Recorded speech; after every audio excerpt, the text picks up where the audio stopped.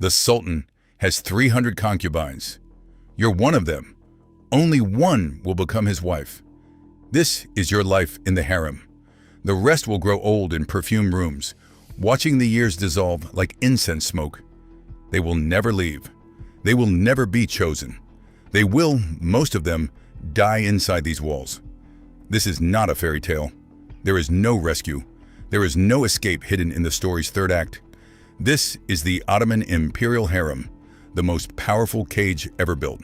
And this is your life inside it.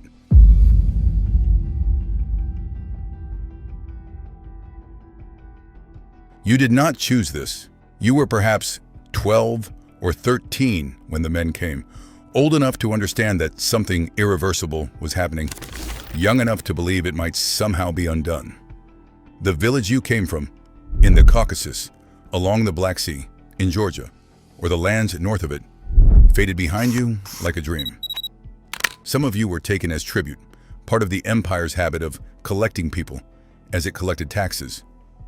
Others were bought in slave markets, examined and priced before being sent south toward Constantinople. However it happened, the journey ended in the same place. You arrived at Topkapi Palace with nothing, no shared language, no familiar faces, no name that anyone would use. The name you were born with was set aside and replaced with one that belonged to the palace. The gates closed behind you. It is a sound you remember for the rest of your life.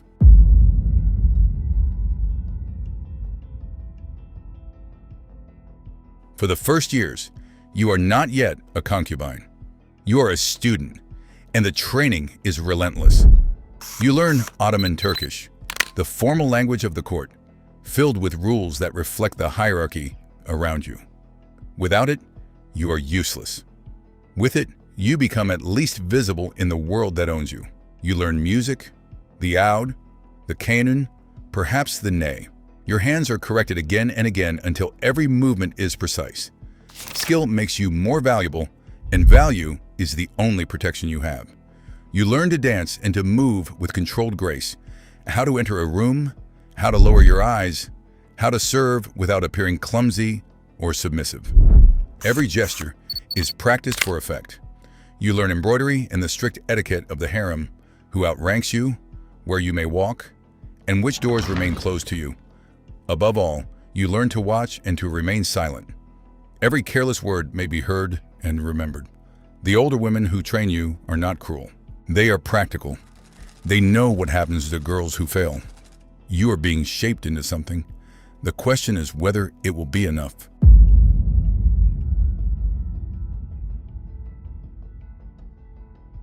The harem is not chaos. It is a system, and it rewards those who understand its rules. At the top stands the Valide Sultan, the Sultan's mother. Her authority inside the harem is absolute. She controls access, assigns rooms, manages the inner treasury, and can end a woman's future with a single decision. She reached this position through survival and the quiet removal of every rival before her. Below her are the Hazeki, the Sultan's favorites. These are the women he has chosen and returned to. They have influence, better rooms, and attendance. A rare few, like Hurrem Sultan, rose from concubine to legal wife and gained lasting political power, but such cases were exceptional. Below them are the Iqbal, women visited at least once. Then the Gedikli, trusted attendants close to power. At the bottom are the Kariye, the general body of concubines, trained and waiting. You are a Kariye. There are hundreds of you. The mathematics are simple. The Sultan has limited time, and many rulers visited the harem only occasionally. Some women waited years to be summoned. Some were never summoned at all. Your chances calculated plainly, perhaps 1 in 300.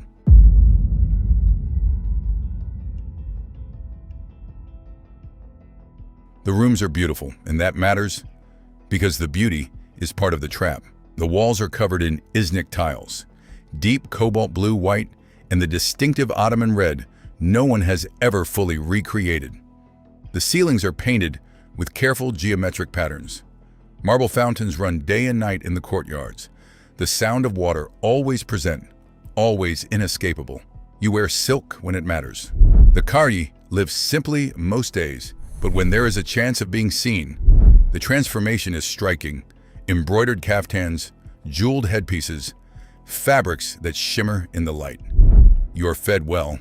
The palace kitchens are among the finest in the world, blending traditions from 3 continents. You are not hungry. You are not cold. You lack nothing material. You are simply unable to leave. The harem fills an entire section of Topkapi Palace, a maze of corridors, courtyards, bathhouses, and chambers. The gardens are enclosed behind high walls. You may walk inside them, but never beyond them. Even the hammam is a place of watchful eyes, where alliances form and rumors spread. Privacy does not exist here. Every conversation can become an accusation. Every friendship can become a threat. The women around you are not always enemies, but they are competitors, and the prize is your entire life. The gossip never stops. The surveillance is constant. The luxury is real, and so is the cage. After a few years, you can no longer tell the difference.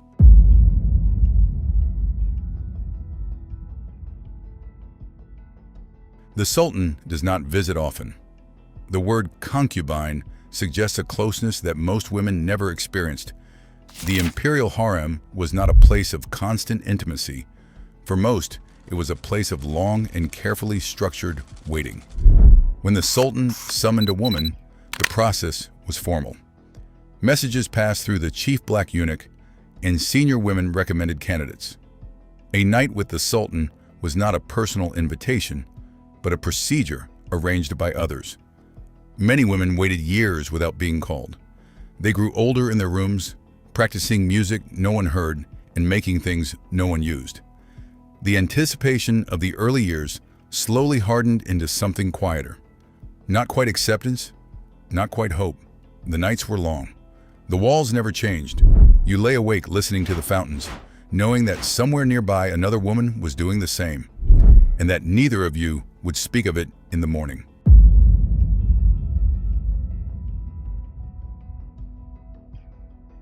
A few women escaped the waiting. To bear the Sultan, a son could transform your position completely. The mother of a living prince gained status, income, and private apartments. She gained attendance of her own, and more importantly, political importance. In a system where princes competed for the throne, their mothers competed with them. The mother of the right prince might one day become Valide Sultan, the most powerful woman in the empire. Hürrem Sultan is the most famous example. A woman taken in a slave raid, probably from what is now Ukraine, who rose to become the legal wife of Suleiman the Magnificent. She corresponded with foreign rulers and sponsored major religious and charitable works. Her influence shaped imperial politics for years, but she is remembered because she was exceptional. For every woman like Hürrem, there were hundreds who bore no sons, whose children died young, or whose sons lost the struggle for succession. Even the fortunate lived with constant danger, and even they never truly left the harem. The gilded cage remained a cage, no matter how rich the decoration.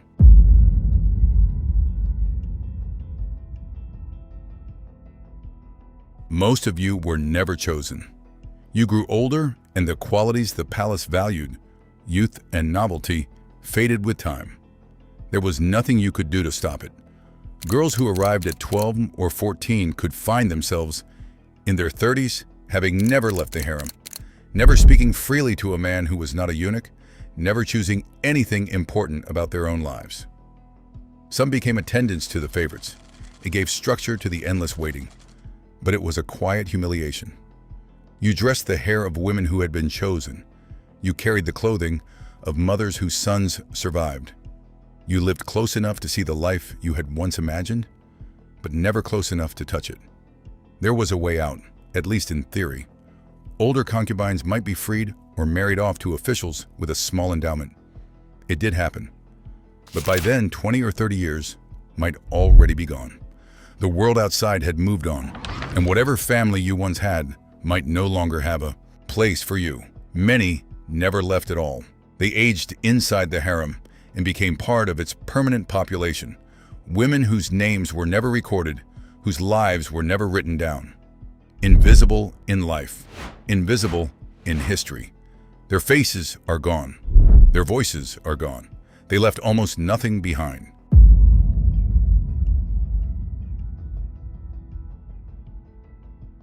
You do not move through the harem freely. The chief black eunuch, the Kızlar Ağası, is one of the most powerful men in the empire. He is more than a guard. He controls communication between the harem and the outer palace, recommends women to the Sultan, manages the staff and finances, and enforces discipline. In practice, he governs this enclosed world. The eunuchs beneath him form a constant system of surveillance. They stand in corridors and at doors, watching who passes and who speaks. They carry messages and remember who sent them. The rules are strict and numerous, and they are enforced with quiet consistency. Punishment is never theoretical. Unauthorized relationships, attempted escape, or political disloyalty bring serious consequences. Confinement, disappearance, sometimes death. Stories speak of women drowned in the Bosphorus, a punishment that left no mark on the palace and no public trace. You understand all of this without being told? It is written into the architecture. Locked doors, guarded corridors, and watchful eyes. Here, information is the only currency that never loses its value.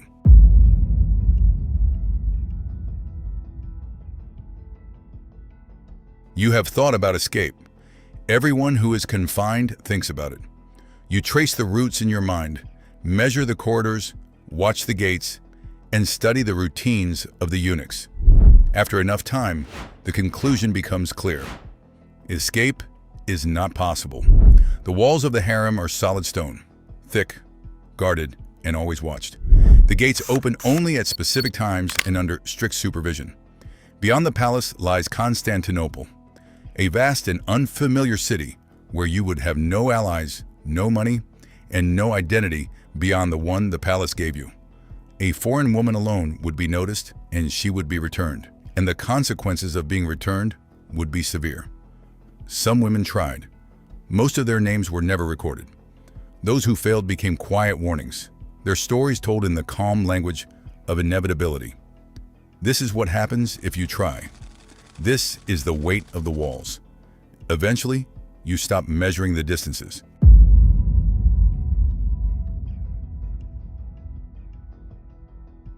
Most of you simply remained until the end of your lives. The population of the harem changed slowly as older women made room for younger ones. Some were eventually released into arranged marriages, given to officials along with a modest stipend. Others were sent to the old palace after a sultan's death, a residence for former concubines who lived in quiet comfort and complete irrelevance. Many never left at all. They died inside the harem, from illness, from age, or from the slow decline of a life spent waiting. They were buried properly as custom required, but without ceremony. The palace handled these things efficiently. Their names rarely appeared in history. At most, they survived in administrative records, lists of stipends or food rations, reduced to numbers on a page. History moved on without them. The empire endured for centuries, then vanished. The harem became a place visitors walked through, admiring the tiled walls and marble courtyards. No one can tell you the name of the woman who lived in one of these rooms for 40 years and never left. She left no record behind, only the faint trace of a life spent waiting for something that never came. These women were not footnotes.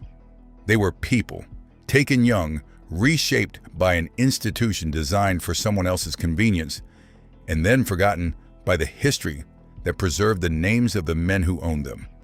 Their lives were real. Their fear was real. The beauty of their cage was real, and so was the cage. If this kind of history matters to you, the history of people whose names didn't make it into the textbooks, whose lives history decided weren't worth keeping, subscribe to the channel. There are more of these stories. People who lived in the margins of empires, people who survived systems designed to consume them, people who history tried to make invisible. Leave a comment telling me which forgotten life you want to explore next. I've read them. Your suggestions have shaped this channel more than you might think. And if you want to stay in this world a little longer, there's another video waiting. Click it. It goes somewhere you haven't been yet.